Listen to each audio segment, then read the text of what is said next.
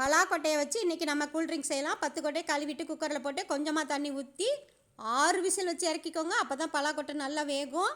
ஆறுன பிறகு மேலே உள்ள தோலை எடுத்துட்டு கையை வச்சு நசுக்கி பாருங்கள். இந்த அளவுக்கு நல்லா நசுங்கணும். எல்லா கொட்டையோட மேலே தோலையும் எடுத்துட்டு இது மாதிரி நசுக்கி ஜாரில் போட்டுக்கோங்க. வாசனைக்காக ஒரு ஏலக்காய், 2 ஸ்பூன் சீனி, கொஞ்சம் பால், 5 ரூபா பாக்கெட் ஹார்லிக்ஸ் ஒன்று போட்டுக்கோங்க. நல்ல டேஸ்டியாக இருக்கும். நைஸாக அரைச்சி எடுத்துக்கோங்க. கெட்டியாக இருக்குது பாருங்கள். இன்னும் கூட கொஞ்சம் பால் ஊற்றி அரைச்சி எடுத்துக்கோங்க. நான் கண்ணாடி டம்ளரில் ரோஸ் மில்க் எசன்ஸு கொஞ்சம் அழகுக்காக ஊற்றிருக்கிறேன். இப்போ கொஞ்சமாக ஊற்றிட்டு ஐஸ் கட்டி போட்டு அது மேலே கொஞ்சம் பூஸ்ட்டு போட்டுக்கோங்க. நல்ல டேஸ்டியாக சுவையாக இருக்கும். உங்களுக்கு இந்த ரோஸ் மில்க் எசன்ஸ் வேணான்னா அது ஊற்றாமல் எம்டி டம்ளர்லேயே நீங்கள் ஊற்றி மேலே கொஞ்சம் பூஸ்ட்டு போட்டு சின்ன குழந்தைங்களுக்கு கொடுங்க. ரொம்ப ரொம்ப உடம்புக்கு ஹெல்த்தியாக இருக்கும், டேஸ்டியாகவும் இருக்கும். செஞ்சு பாருங்கள். தேங்க்யூ.